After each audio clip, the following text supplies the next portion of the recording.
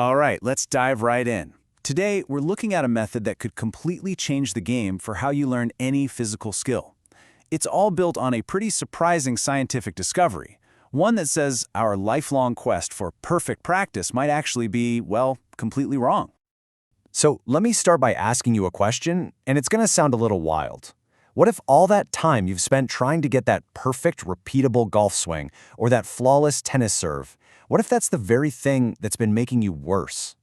I know, it's a huge claim, but stick with me because the science here is pretty mind-blowing. So let's talk about this myth of perfection. You know the one I'm talking about, right? For as long as anyone can remember, the holy grail in sports has been that one flawless motion you can repeat on command. Well, it turns out that whole idea might just be a total myth. Okay, let's look at some hard evidence. Take golf, for example.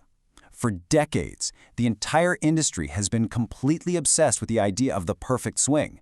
And yet, get this, the average golfer's handicap hasn't gotten any better in 30 years. 30!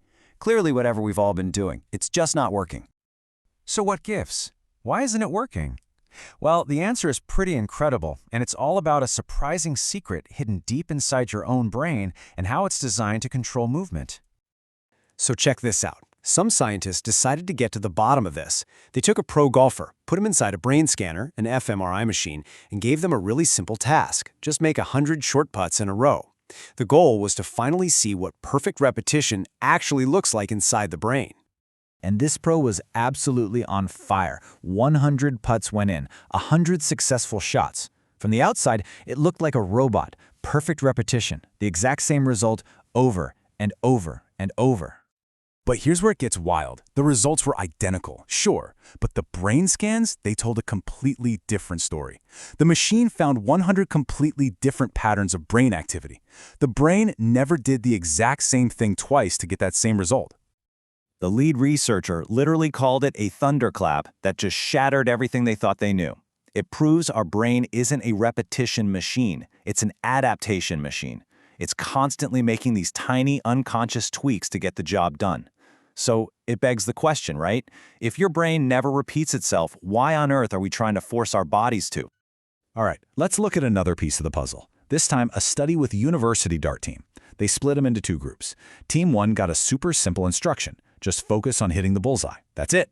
Team 2, though, they got a totally different goal. Forget the target. Just focus on making your arm motion exactly the same every single time. And the results, whoa, they weren't even close. The team that focused on the target, they got 15% better. Pretty good.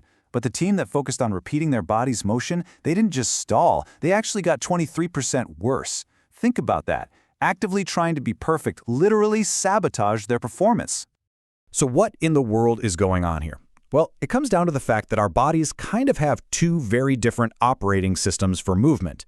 First up is what we can call the manual system. This is for all the precise, detailed stuff, like tying your shoelaces or threading a needle. Your brain has to consciously control every little movement, and it kind of tells the rest of your body to quiet down. The problem is, this is the system that most traditional coaching mistakenly tries to turn on for athletic motions. But then there's the other system, the kinetic chain system. This is your inner athlete. It's like a natural catapult built right into your body. It's for throwing, swinging, slinging, all that powerful reactive stuff. It's a full body reflex. And here's the kicker, it works best when you get your conscious brain out of the way. And that is where the solution comes in. There's a method designed specifically to tap into that natural athletic operating system. It's called the target delivery method. Now, this isn't just some vague idea. It's a real, structured 7-stage process that basically flips traditional learning on its head. Instead of starting with the perfect swing, you start by just reawakening that natural catapult feeling, maybe by swinging something heavy. Then you layer in things like balance and timing, always focused on a target. The actual golf club and the ball, that comes in way, way at the end. It's a total reversal, all about building from your natural instincts up. Okay, this all sounds really good in theory, right? But the big question is, does it actually work? Let's look at the proof. Well, the science behind it is rock solid. A deep dive found it aligns almost perfectly with established research. For instance, it's got a 98% alignment with something called external focus of attention theory, which is just the fancy science name for what we saw with the darts team. It means focusing on the target, not your own body parts, is the secret sauce for high performance.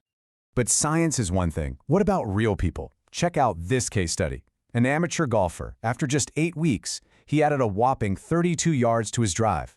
He went from a nasty 35-yard slice to a beautiful 12-yard draw. And he dropped 5 whole strokes from his average score. I mean, come on. That's not just a little better. That is a completely different player. And this wasn't a fluke. They put it to a head-to-head test. One group used this method, the other used traditional coaching. The results? The target delivery group gained more than double the driving distance compared to the traditional group. Twice the improvement in the exact same amount of time.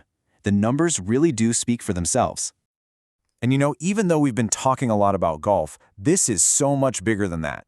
These principles, they apply to learning literally any physical skill. We're talking tennis, playing an instrument, learning to dance, you name it. It's all about unlocking your brain's natural, adaptive way of learning. So that leaves us with one last thing to think about. In your own life, in whatever skills you're trying to build, what's that perfect motion you're chasing? And now, after everything we've just seen, what's the target you should be focusing on instead? Because the answer to that question might just be the key that unlocks your true potential.